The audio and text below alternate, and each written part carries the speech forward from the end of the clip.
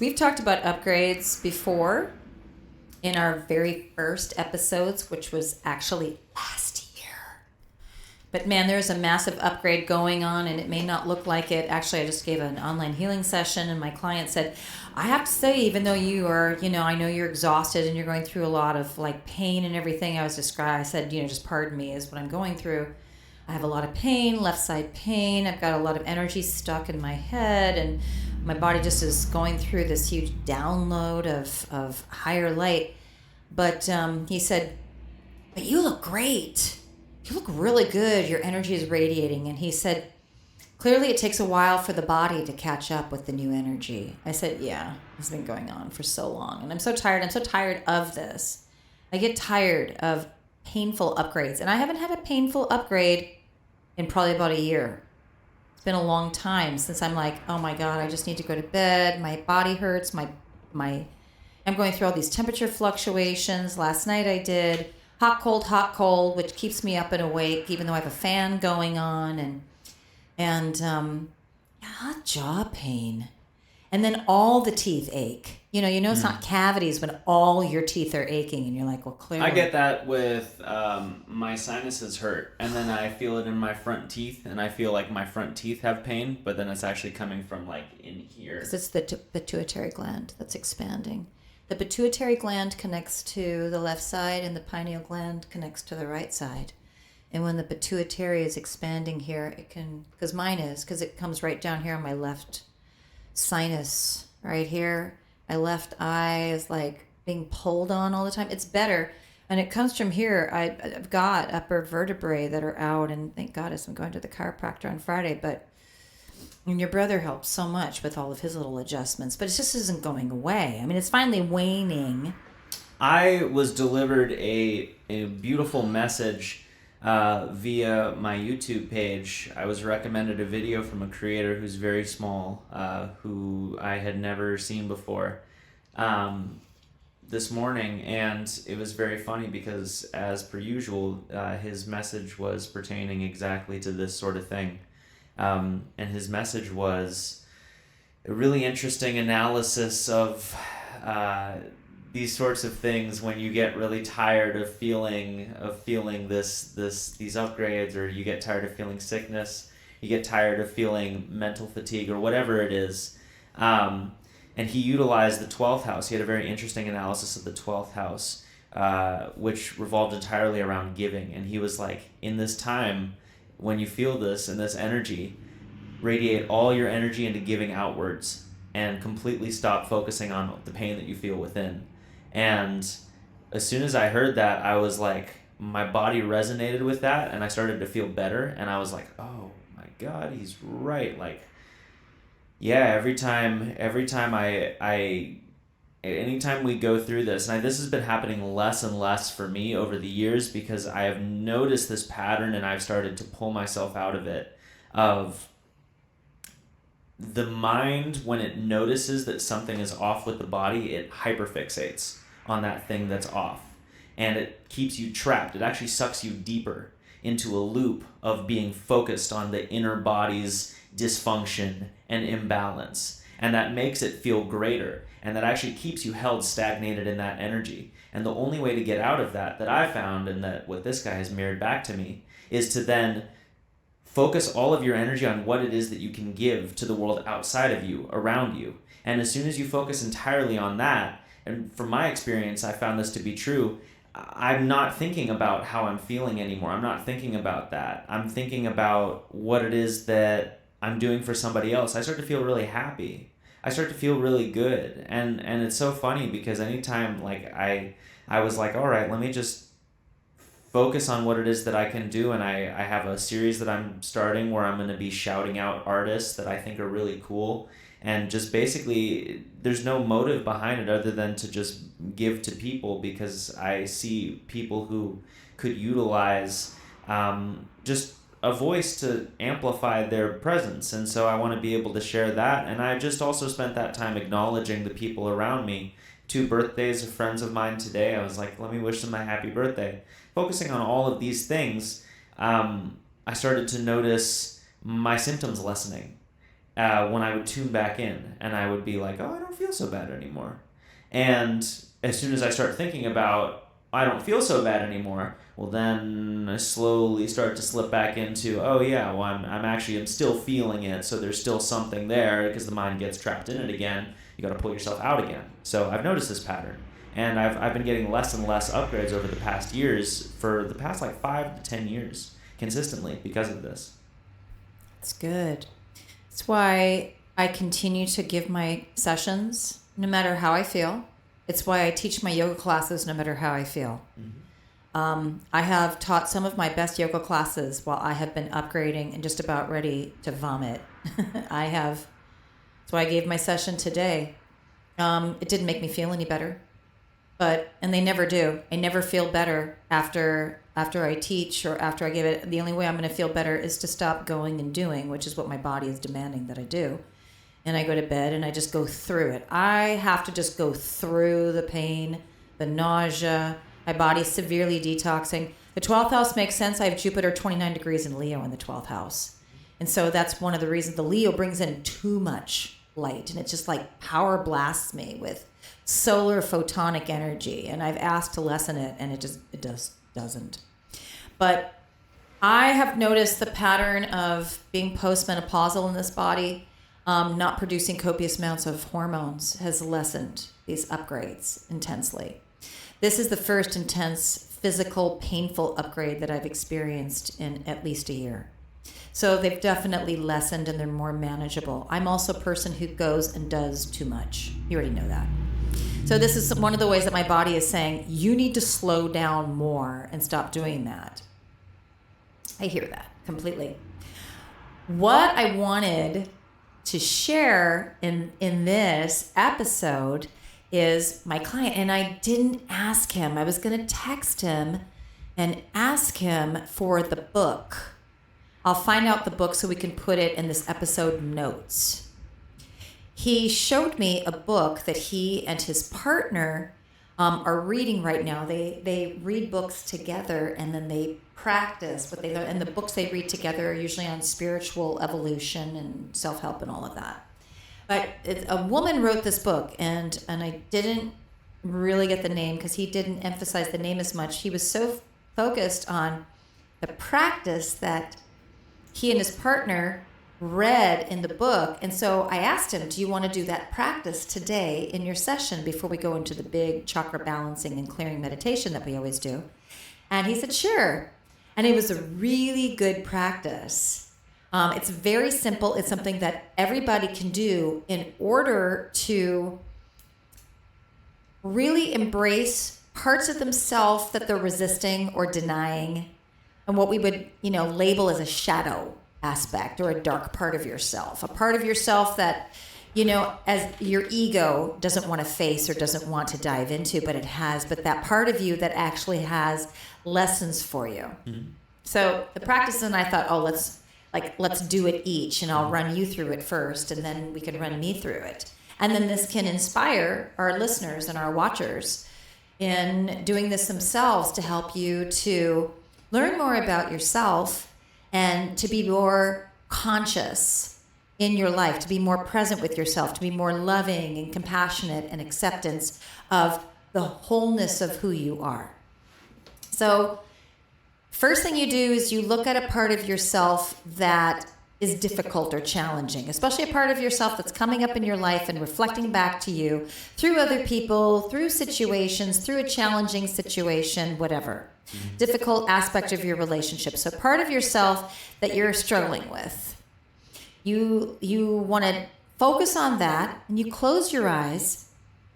So you go ahead and you find that. I have to think, what part of myself am I struggling with in others? It's a part of yourself you're struggling with in yourself that others reflect back to you, or a situation in life is reflecting it back to you. Impatience, I suppose, would be mine. Good. Okay, so with your eyes closed, I want you to focus on impatience, the feeling of it, and allow an image to come to you of how impatience is showing up in your life. It could be a person or people. Oh, I have the perfect image. Yes, it could be a situation. A little red tomato man with his fist going, like that. It could be any image, any archetype, anything. Okay, so now you're going to focus on that little red, frustrated tomato dude, and you're going to ask it what its lesson is for you. Because you're resisting the lesson. And you're going to listen and feel and know and see the very first things that come in for you. Mm-hmm. Just keep receiving the lesson.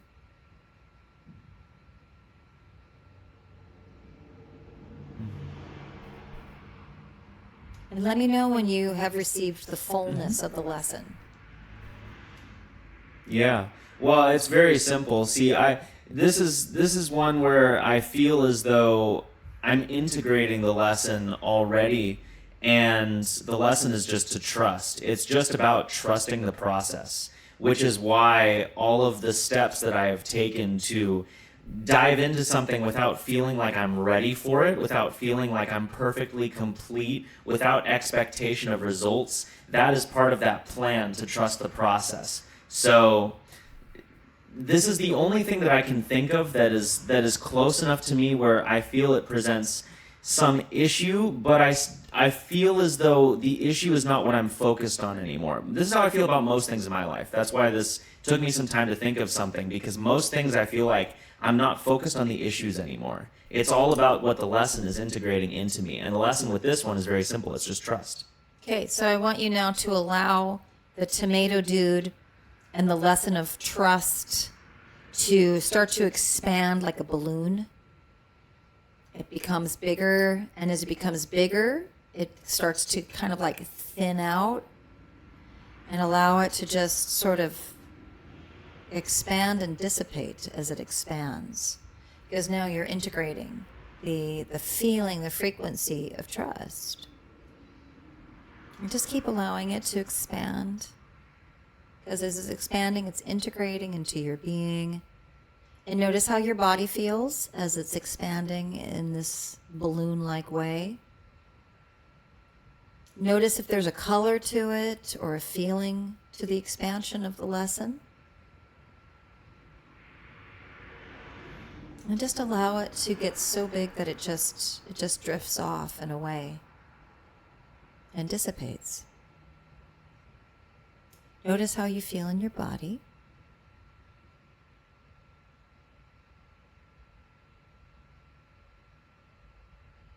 Let me know when you feel like you have accepted and integrated it. Mm-hmm. Mm-hmm. How's that feel? Calm and clear. Yeah. Mm-hmm. It's kind of grounding, huh? Yeah. Yeah. This is the same. It feels identical to my meditations that I do every morning. Mm-hmm.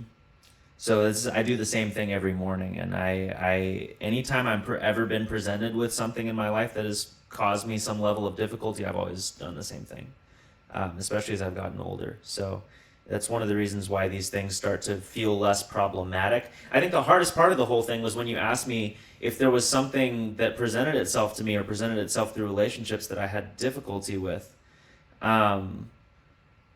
That was the hardest thing. I couldn't really think of anything that I saw through a lens of difficulty anymore. Most things I see through a lens of teaching now. They don't feel difficult to me. They feel like challenges that I'm meant to overcome. So that's, I think, the difference. And maybe getting there is the hard part for some people, which could be where this really comes in and helps.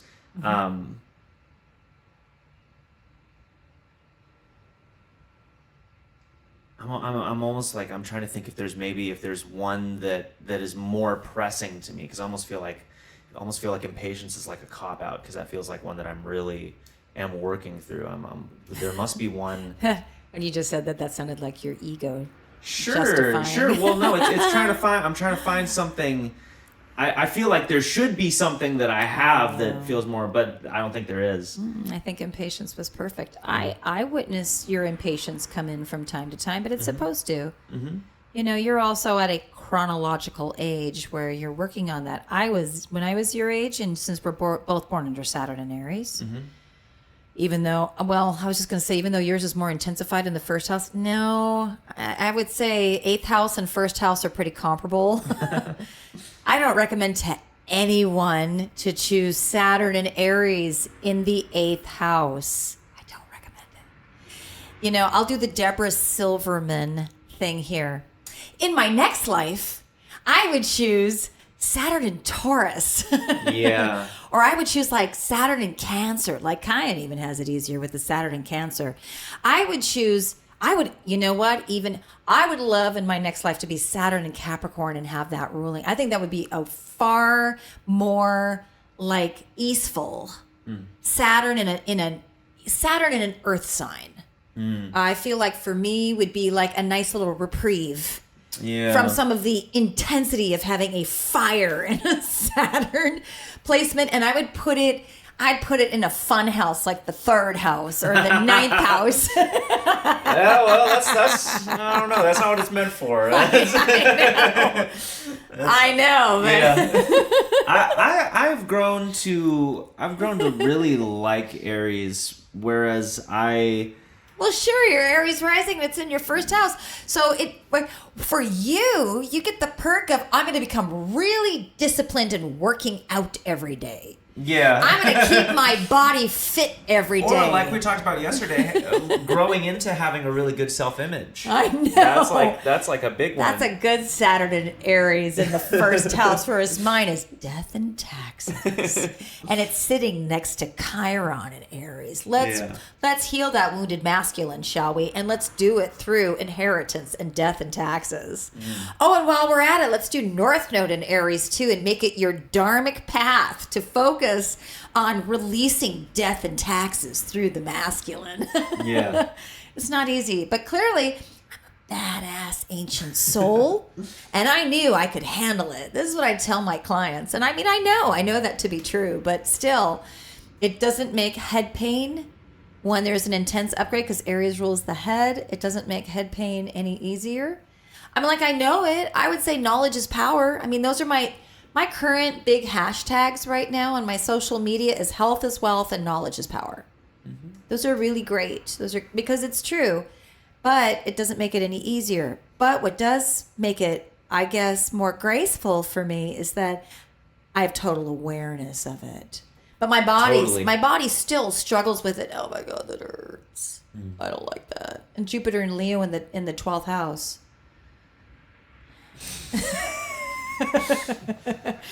You try being in this body. If you were in this body right now, this is what you would do. You would do this. First of all, you would go, oh my God, how are you even up out of bed feeling this way? Yeah. The second thing you would say if you were in my body is, how do you walk around without glasses on? I can't see a damn thing.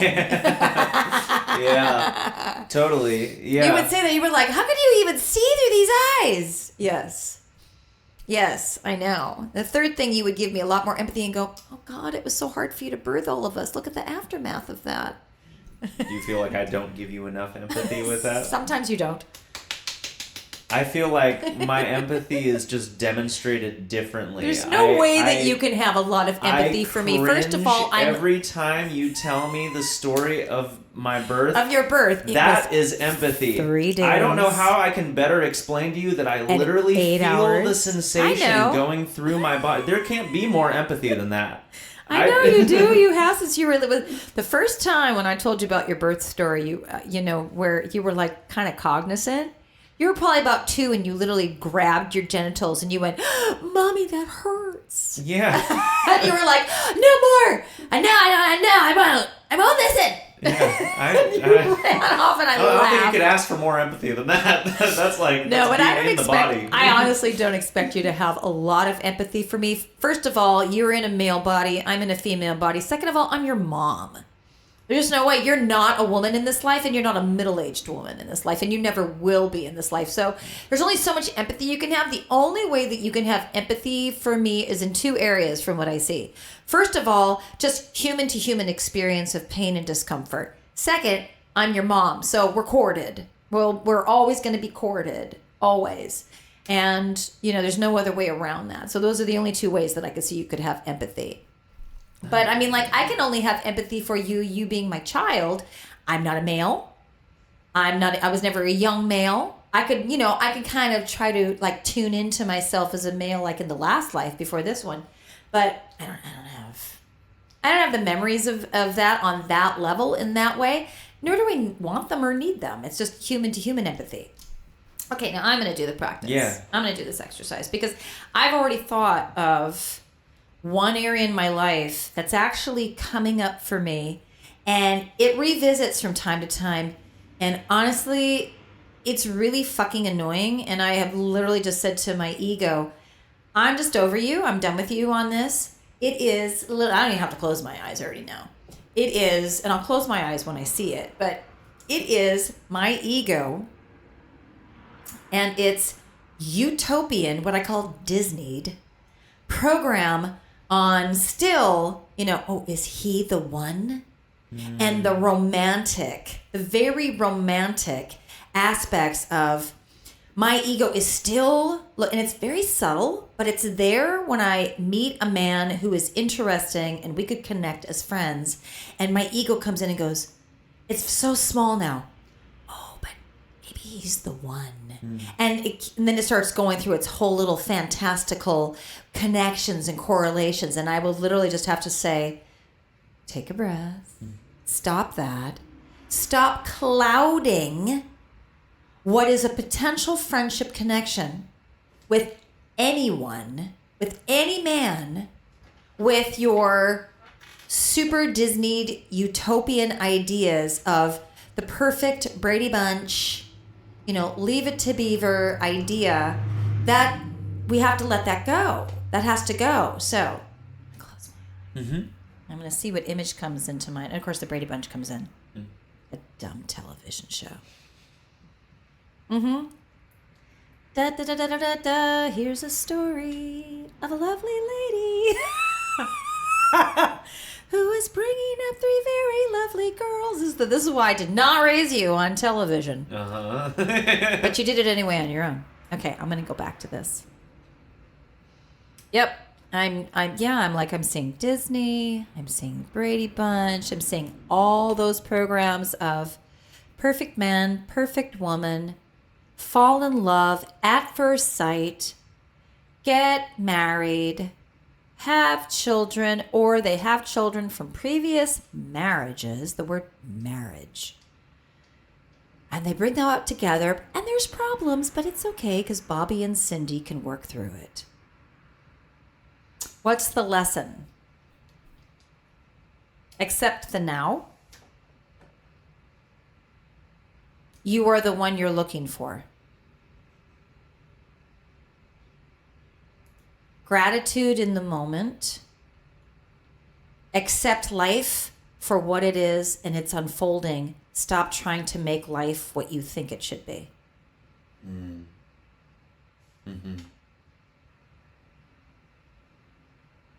Life is change. Observe it. Acceptance. Accept. It keeps coming back to acceptance. That's been a challenge for me probably since I was a teenager, is acceptance. Oh, and you know what's coming up now? What's coming up is Papa, my dad, when I was growing up, when I was 10, he became an alcoholic and became physically, mentally, and emotionally abusive.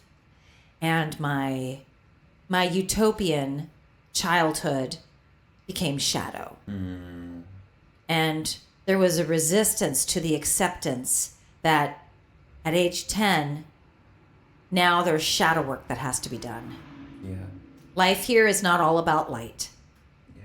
It's about light and shadow. And my ego became very disappointed in that. That's what's coming up. Oh, I can feel it. A pulsing right here. There's a little pain right there. Interesting. But I've been working on this for so many decades now. And I see it. Okay, I'm going to turn it into a balloon. It's actually kind of a pinky peach balloon. And it's expanding. Accept the past for what it is and release it.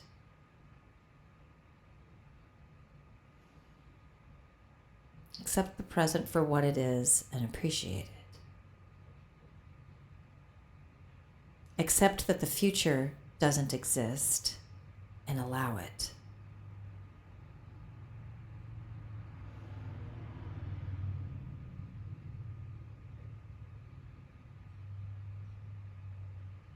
Oh, I feel nice and grounded all of a sudden. It's like this kind of a weighted, rooty relaxation just happened in my stomach. How cool. I like that. Yeah. So we're offering that to our audience. Try it. That's a cool practice. I like the visualization aspect of that. I do too. I would ask everybody to try that and then, communicate with us either through messages on Instagram, our Instagram page, One Long Conversation, or on our YouTube channel. Send us a comment or, we have our emails as well. So I would say if you feel inclined, this would be a beautiful thing to bring up in our Patreon group. Oh, yeah. Yeah. Mm-hmm. I mean, this is the exact sort of thing that I feel like would be beautiful to do with a group is to practice this, go around and see what everyone's results are then and there, or what they feel come up. Yeah, that would be really good. That's super helpful. Yeah, if you're not in our Patreon group, join. It's a lot of fun. It's super helpful and really informative. So that was really good. That was very powerful.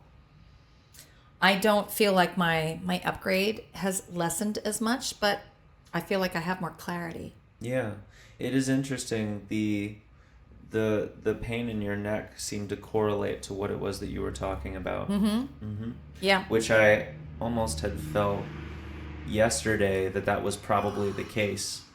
I heard that. It keeps popping. Yeah. I keep it like if I hold it, it's because my upper ribs are out, and again, I'm not seeing my chiropractor until Friday, but that's one of the reasons why. So my atlas is off, and it keeps pulling. It's really annoying, very annoying. There was something else I was going to share. There was something else I was going to talk about, but you were sharing about how you're going to be featuring. This just came up. You're going to be featuring. You want to feature on your social media. Oh yeah, I already did this for a while in in a disorganized sort of fashion where I would just, when I listened to artists, I would post them in my stories and be like, hey, this artist is really good. I'm always kind of at the forefront of music. I'm always looking at like who's new or who's coming up.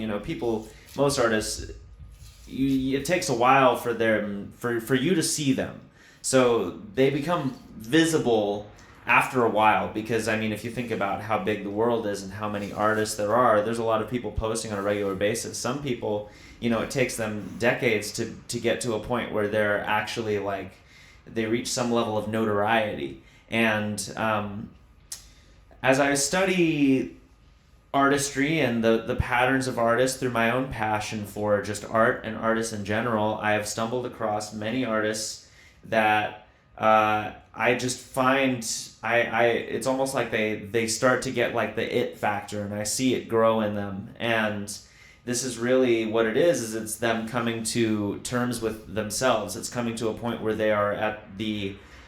they're really just finding that core them, and their art is becoming more unbridled and less weighed down by the baggage of other people's opinions. And so when that happens, these artists, that's what gives them that ability to really become more notorious, because people are drawn to that. That's what they like in musicians, is they like hearing. It doesn't really matter like what the musician is doing or playing, style, genre, instrument, all that thing. That doesn't really matter. What people are really looking for is they're looking for the artist's true self to shine through whatever medium it is that they're doing. And I've studied this in people, and I've seen some artists, I can catch them on the way, like right there, usually right within I would say on average, between it takes a year for them to become huge, or it's like a couple months before they become huge. I find a lot of artists who are right there. And my friend Zach, he sent me a text the other day. He was like, you are always putting me onto artists right before they blow up. And I saw that and I was like, he's right. I was like, it would be kind of fun to make like a show out of this where I like do like a weekly bet about an artist that I think is going to blow up. Oh, you and should. I highlight that artist. And then you could have a guest musician co-host with you. Maybe. Every week. I think right now it'll just be me, but we'll see how it evolves, you know? Maybe I could get You somebody need in the to future. do that. That would be a lot of fun. Mm-hmm. That would be a way to show a Call different it perspective. Artist of the Week Wednesday. Do that. Yeah. Do Yeah, that. so I'm going to film the first episode today. I was just putting together a playlist of all the artists that I kind of would want to do an episode on. So far, I have about 5 or 6 that I'm like, these are artists that they're going to be huge for sure. I know it. So Interesting. Very, very interesting. And of course, what is defined as huge now is so different since now we're in the age of the internet and people can put themselves out there. Mm-hmm. And it isn't necessarily anymore about what, moneymakers think is something that can be monetized or what's gonna be a big moneymaker, and does this person the it factor used to be when somebody looks like a model, sounds like such and such an artist from previous that was super successful, because it's always about measurement of success, and is very articulate and intelligent when they speak, or somebody who has 2 of those factors and can be groomed by a designing team in order to look that way, which is what artists used to be like. Now we know the majority of humans want to see somebody who they can relate to, somebody who doesn't actually look perfect, which is why I see those artists that I have tuned into on social media, on YouTube. I don't watch television. I don't watch movies anymore, so I don't know what they look like anymore in that. But people who you can relate with, people who look real, people who aren't trying to have the perfect looking body, people who are really just sharing their raw voice, their raw sound, and maybe don't sound quite so polished, and people who are just singing more from their heart, and this is my life experience, or this is my pain. Because before the system, before the big machine, and one of the very first producing houses, publishing houses that came out in the music world that I can recall would be Motown in the 50s and 60s. Motown, when they started, or when, I can't remember who published the Beatles, but when all of that started, they were really just taking real people who could sing. And sometimes they would put them together in collaboration to make groups, but it was real people. And they weren't so polished. They were at the weight they were at. Of course, people were a lot slimmer back then because the food was far better, more nourishing. They were putting together people who had a good sound that had a lot of talent. Things back then were focused more on talent. How talented is this person? And the difference now in the 21st century is who is putting out an amazing story in their artistry. Because who wants to, the music of the 80s, it was fine for the 80s. But like, I'll take an example, because this was a group I was really into when I was in high school, the Go-Go's. Or any other sound of that time where you're constantly hearing the same phrase repeated. We got the beat, we got the beat, we got the beat, we got the beat, we got the beat, we want to hear a story. There's a lot of musicians who did that all the way through. Even to now, and I agree with you in a lot of aspects. What I have noticed, though, I have to say, is that throughout all of history of the evolution of popular music through mediums, the radio, TV, all of that stuff, there have been still a lot of art. I would not say it was all focused on looking for people who fit the image or fit the bill, because there's a lot of artists that really became huge off of just being themselves in all eras and all decades. And it's really interesting, like, so when you look at, like, I'll just take, for example, the Beatles. It took the Beatles a really long time to get a record contract. Mm-hmm. They were working really hard to try and get a record deal because that, you know, it's the only way you could get your music out there is if you went through a record company back then. And they wanted to be big. And it, like, most people said no to them. They did not see the image of the Beatles as being successful, which is crazy to think about because if you look at how huge the Beatles are, it's like, well, of course they're big, but this is all in hindsight. And all it took was the one guy, and I was listening to a podcast with Rick Rubin and Jimmy Iovine, the CEO and executive of Interscope Records, talking about this. And Jimmy Iovine worked with John Lennon and the Beatles a tremendous amount way back in the 70s, in 74, 75. When he wasn't actually the head of a record label at all, he was an intern at a recording studio. And so he got to spend a lot of time with John Lennon in that time, and he got to learn a lot about the Beatles from a first-hand perspective.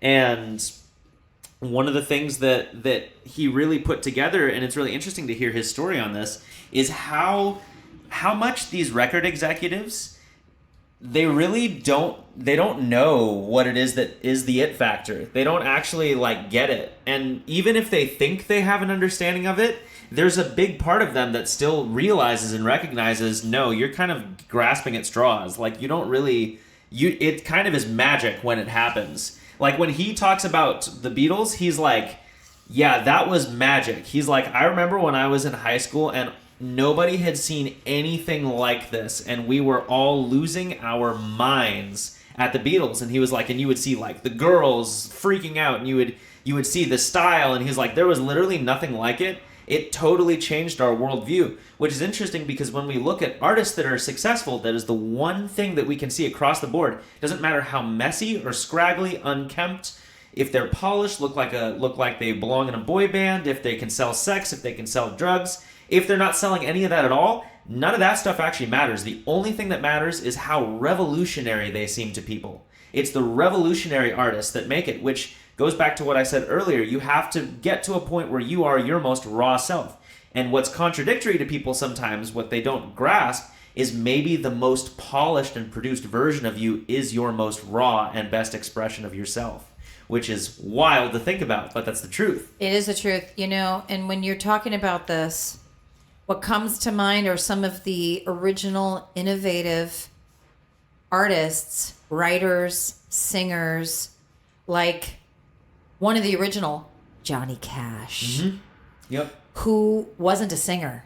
He was a poet. Yep. He was a writer, and he was a musician with his guitar, and he was able to literally just speak out what he's writing with his guitar, and then he started to create a little bit of a melody, but he was so unique for that time. He wasn't this big crooner. Mm-hmm. He was coming from the South, and he was literally, you know, he was a Scorpio. He was literally just speaking from, like, the dark depth of his soul about his pain. And it was a very painful time, and Hollywood was trying to gloss over that pain with, you know, big musicals and Fred Astaire and Ginger Rogers and da-da-da-da-da and all that, and, you know, and Gene Kelly and all of that. And he instead addressed the pain. Mm-hmm. And then from there spawned another fascinating songwriter and singer, Tom Waits. Yep. Who did his whole gravelly, I'm going to speak about my pain. And then that kind of spawned the artists who are like, I'm going to talk about my pain. Another one that comes to mind, I've mentioned in this before, Joan Baez, mm-hmm. a folk singer from the 1960s who was speaking about the pain of humanity at the time when war was going on. And again, Hollywood's trying to gloss it over and try to help you to forget what was actually happening. And all of these amazing musicians and artists and painters and writers and poets and actors are coming out and saying, no, we need to address the dark. We need to address the shadow. We need to talk about it. And they were the surprising underdogs. Yeah. And being, like, hugely successful. Totally. This continues all through the years. When you get into I mean, like, for example, Nirvana did the exact same thing in the yeah, 90s. they did. I mean, that Nirvana to me is a group that had an almost Beatles-esque reaction to them. And everything that they were about was supremely against what pop culture was talking about, because Nirvana, just like how, the artists that you mentioned, Joan Baez and Tom Waits and Johnny Cash, these were all counterculture artists in the way of talking about the depression of those times. Nirvana was talking about the depression of consumerism in the 90s and marketing in the 90s. And so everything was sarcastic, it was ironic, and it was a thinly veiled jab at consumer culture. And what's amazing is that they became the biggest, most heavily consumed group in the world, and the record labels and all the TV shows could do nothing to stop it. They only had to sit there and watch it happen. And so what they realize is, okay, we kind of got to accept it. Like, we got to accept that Kurt Cobain is going to go on stage and sing an entire song where, like, the main phrase is, like, the word rape is, like, the chorus. Like, we got to accept that he's going to do that. We got to accept that he's going to go on stage and, like, do the opposite of what we want him to do. Because people love that, and if we want to make money, we're going to have to just accept that that's what people love. Which is, I find, usually with the most popular stuff, that's usually the position that the labels are put in. Is like, all right, we're going to have to just accept that this is what people are looking for. Maybe it doesn't fit, like, exactly, like, maybe I think as a record label head, this is too much sad stuff. We need to focus on happy stuff. But art is a reflection of what's real.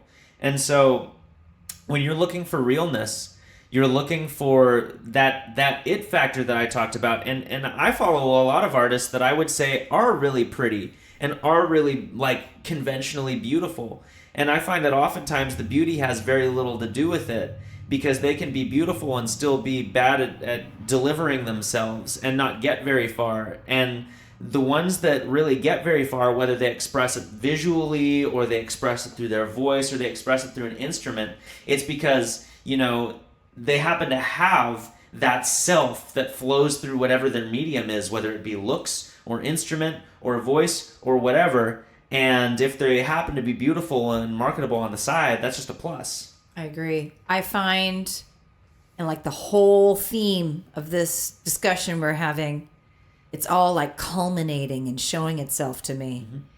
People who are going to dive into their shadow self and find the lessons and share it publicly.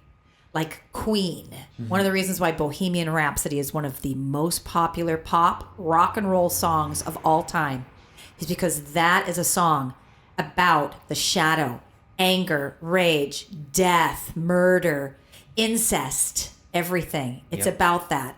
Look at the pattern with how artists who are saying, I'm facing my darkness and I'm going to share this with you because I have to put it out there because I know you can relate to it. Yeah. And what is the lesson for you in it? Because that, when you face the lesson and all of that, just like Kurt Cobain and Nirvana, just like Alejandro Aranda, just like Johnny Cash, like any of them, like Joan Baez, when you face it, when you accept its lesson and integrate it as a part of your human experience, you shift. Yeah. Thank you so much to everyone who listened to this week's episode of the podcast. Feel free to check us out on Instagram at One Long Conversation to get some updates on our future episodes, our future content. You can also follow us on Patreon and become a member. We have a lot of interesting and awesome perks and cool ways to connect with us and our community that we're forming there. So go over to Patreon at One Long Conversation, and you'll find us there. We also have these episodes going out on YouTube now. So if you go to YouTube, yet again, at One Long Conversation, you will find video versions of these episodes. So yeah, thank you so much. We'll see you next time.